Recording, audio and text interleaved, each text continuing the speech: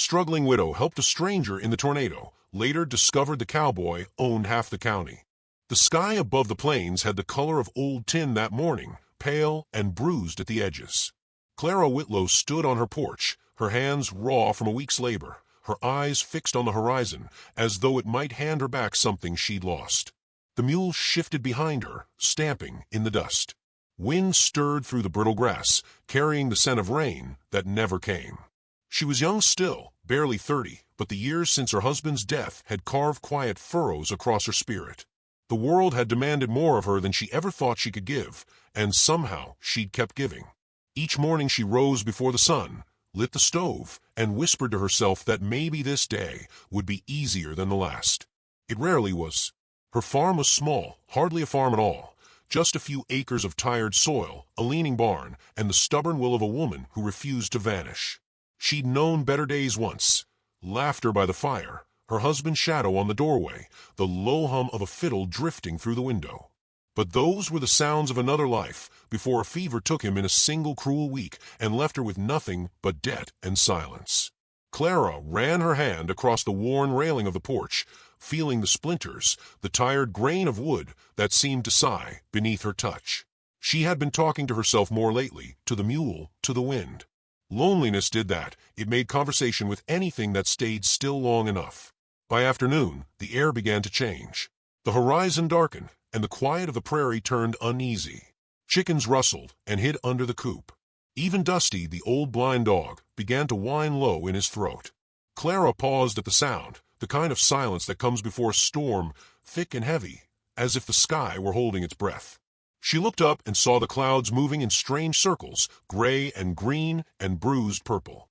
Her stomach tightened. She'd seen storms all her life, but this one felt different. It had that mean, twisting feel, the kind that took not just roofs, but whole lives with it. She ran for the barn, pulling the mule inside, shoving feed bins against the doors. Wind tore at her skirt and stung her eyes with dust. The air roared now, swelling with power. She slammed the door to the house, latched the windows, and dropped to her knees to drag the rug over the trapdoor to the root cellar. Then came the distant sound of hooves. Through the half-dark she saw him, a lone rider cutting through the curtain of dust and rain. The horse staggered, the man barely holding to the saddle. For a second she thought she imagined him, a shape carved from wind and light. But then the lightning split open the horizon, and he was there in full, coat torn, hat gone, face cut by dirt and blood. She flung open the door and screamed above the roar, waving her arm toward the cabin. He barely made it. The horse stumbled just shy of the porch. The man fell, half-conscious, his breath ragged. She caught him by the arm and dragged him inside with strength born of terror. The door slammed shut behind them, the wind screaming like a living thing. He looked at her once before the world went black around them. Together they crawled beneath the heavy table, and she threw a blanket over their heads as the cabin began to tremble. Outside, the tornado came down hard, ripping the sky in two. The sound was beyond thunder, beyond fear itself. Boards split. The roof moaned. Dusty barked until his voice vanished into the wind. Clara gripped the stranger's arm, her fingers digging into his sleeve, and felt the pulse of his life against her palm. He pressed his shoulder to the door, bracing it as if his own body were wood and iron. They said nothing, because words would have been swallowed whole. The lamp burst. Glass flew. And then, just as suddenly as it began, the roar drifted away, leaving only the sound of rain, soft and uncertain. For a while neither moved. Then she lifted the blanket and saw him clearly for the first time. His hair was soaked, his shirt torn open where the wind had clawed at it. A streak of dried blood ran from his temple to his jaw, but his eyes, gray, sharp, strangely kind, were steady. "You're hurt," she murmured.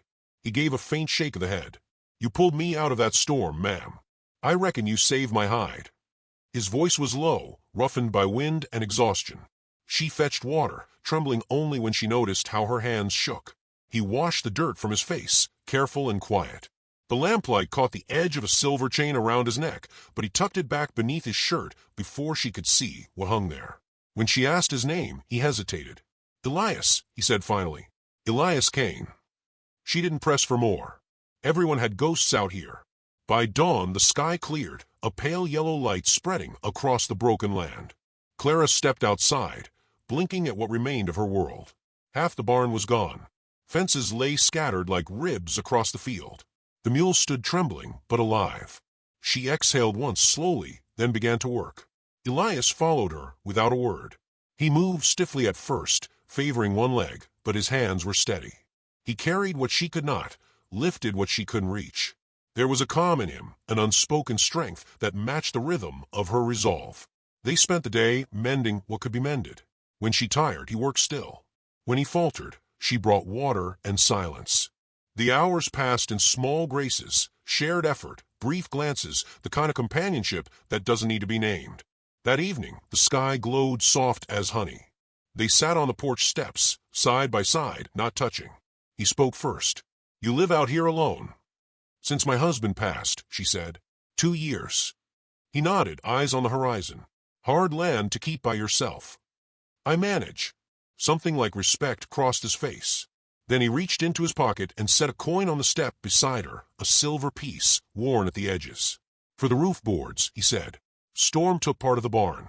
You'll need timber." "I don't take charity." "It's not charity. I owe you my life." She wanted to argue, but the weariness of the day softened her pride. "Fine," she said at last. "You can help me spend it right." He smiled a little barely, but it changed his whole face. The next morning they rode to town together in her wagon. The road was muddy, rutted by the storm.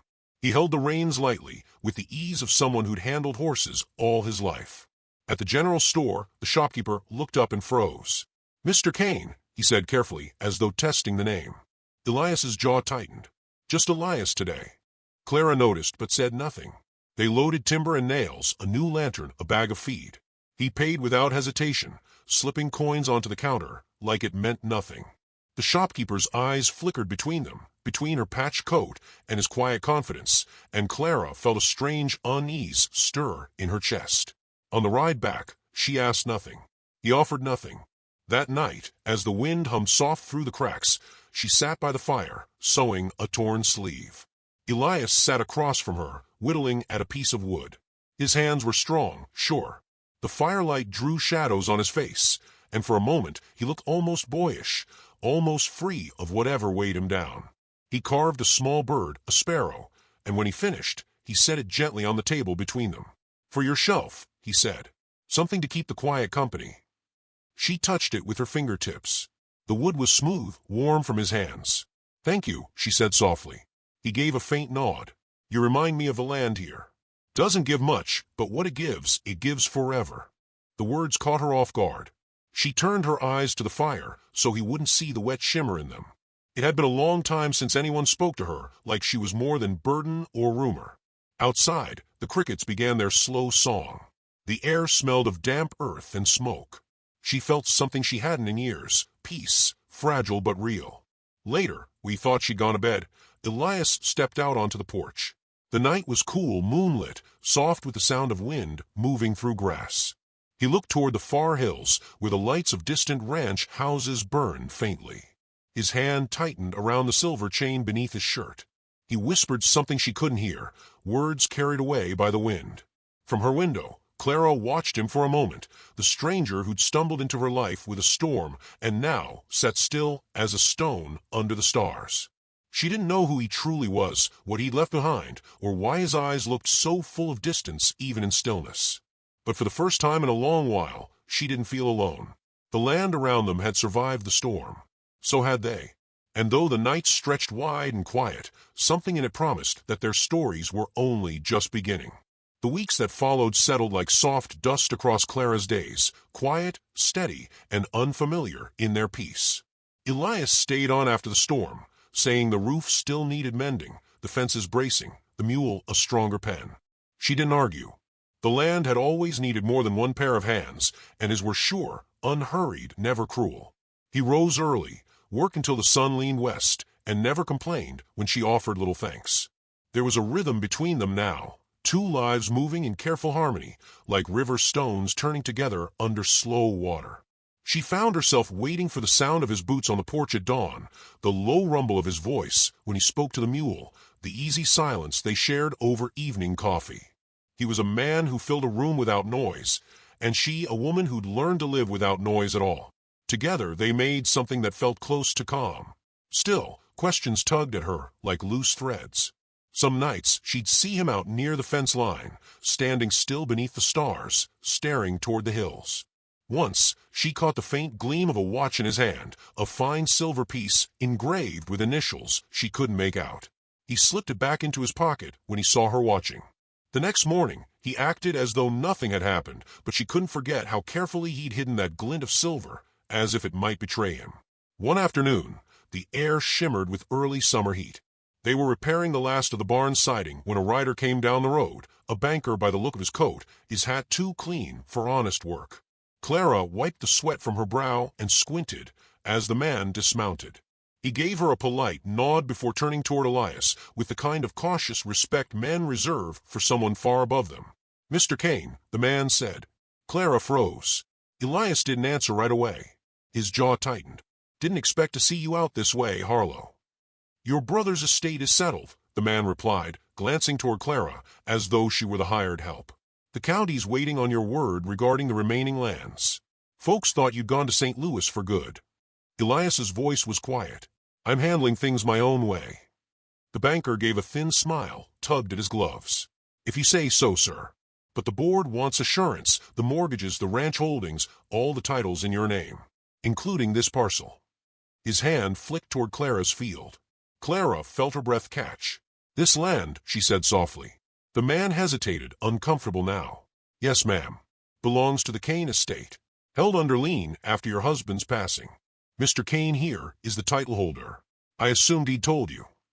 The silence that followed was wide and cold. Elias's eyes met hers, full of words he hadn't yet earned the right to say. "I came here as a man," he said finally. "Not as a landowner. Not as—" But she'd already turned away. The heat, the hammer in her hand, the smell of dust, all of it blurred as her pulse roared in her ears. She'd let this man into her home, shared her table, her quiet, her peace, and all the while he'd owned the soil beneath her feet. "Leave," she said. Her voice didn't rise, but it broke something in the air between them. He started to speak, stopped, then nodded once. When he rode off, he didn't look back. That night the wind came again, low and restless across the fields. Clara sat by the fire, hands folded in her lap, staring at the small wooden bird he'd carved. Its surface had grown smooth from her fingers over the past weeks. Now it looked like something half alive, as if it might lift its wings and vanish if she didn't hold it down. Days blurred together after that. She worked harder longer, refusing to let the emptiness swallow her. But the land felt different now, like it belonged to someone else, like her footprints left no mark. The neighbors came with questions, pity in their voices, and she answered none. Rumor traveled faster than wind. Some said she'd driven off a rich man who wanted to save her. Others said she'd been a secret, a charity project for a bored rancher. All of them were wrong, and all of them were right in ways that hurt.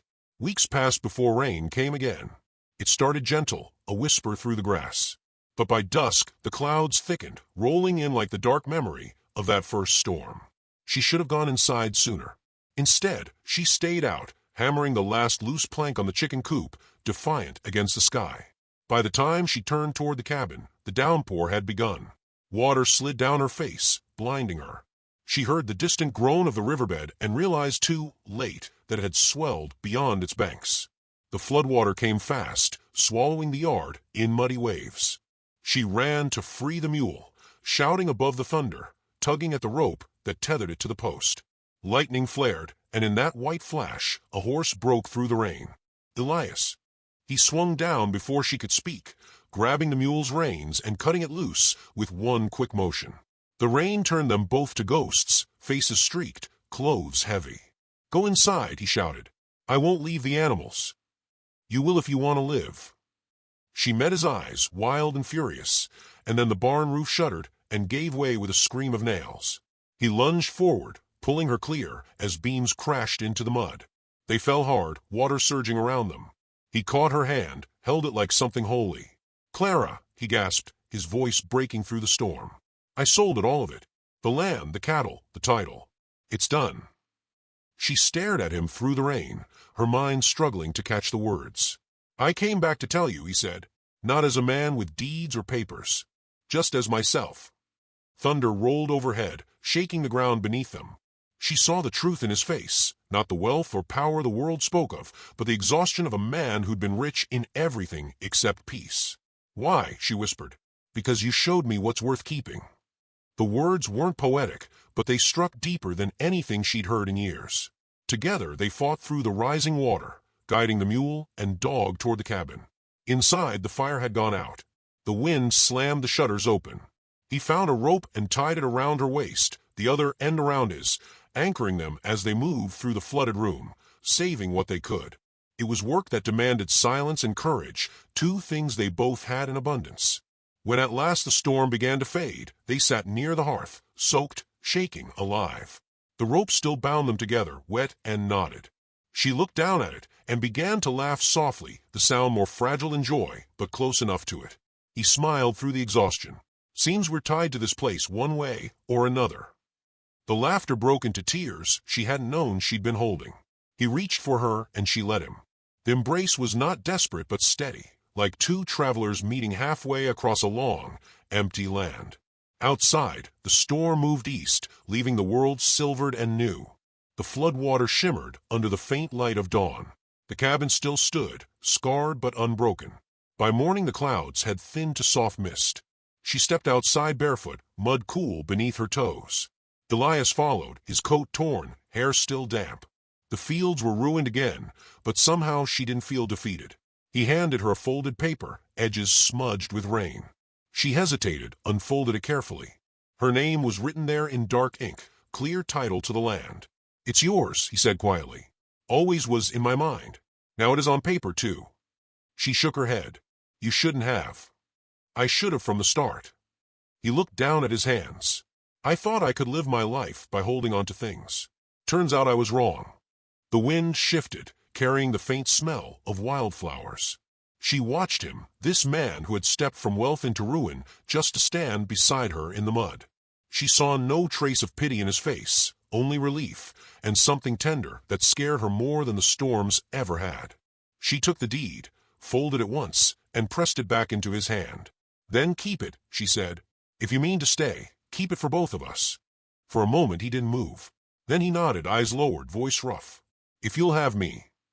"I already did," she said softly. The words hung in the air, simple as breath. The rest of morning passed in work, small tasks that felt like rebuilding more than walls. They gathered the scattered lumber, fed the mule, coaxed life back into the fire. He repaired the broken shutter while she swept the floors, pausing sometimes to glance toward him and find him already watching her. There was no hurry now, no need to speak what both already knew. When the sun broke through at last, the light fell golden across the wet earth. The dog lay sleeping in the doorway, the air filled with the scent of fresh rain and smoke. Elias stood by the fence, gazing out at the far hills where his lands had once stretched. He no longer looked like a man measuring distance, but one learning how to belong. Clara came to stand beside him. "So what now?" she asked. He thought for a long moment before answering. "Now we build something that can't be sold." She smiled faintly. "That'll take work." "I've got the time," he said. The wind carried their words into the fields, where the young shoots bent and swayed like quiet witnesses. Somewhere far off, thunder grumbled one last time, but sounded tired now, like a storm giving up its claim. That evening, they sat on the porch steps again. The sky was a wide, forgiving blue. Elias's arm brushed hers, and she didn't pull away. The quiet between them was no longer the silence of strangers, but of people who had found what they didn't know they were missing. He turned the small wooden sparrow in his hands, smoothing its wings. "I used to think storms ruined everything," he said, "but maybe they just show you what's worth saving." Clara looked toward the horizon, where the land stretched endless and alive. "Maybe that's all life ever does," she whispered. "Tear down so you can build truer." They sat until the stars came out, slow, patient lights in a sky that had seen every sorrow, every beginning. When he reached for her hand, she let him take it, their fingers fitting together like roots finding soil after a long drought. Somewhere in the dark, the wind sighed through the grass, gentle now, carrying the scent of earth reborn. The world was quiet again. The storms had passed. And though nothing was certain, not the crops, not the seasons, not the years, they both knew one thing was.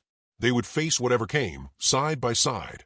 And on that piece of worn, stubborn land where a widow once stood alone and a stranger came out of the storm, two hearts began their slow work of homecoming. If this tale touched your heart, ride along with us by subscribing. More Wild West stories await you.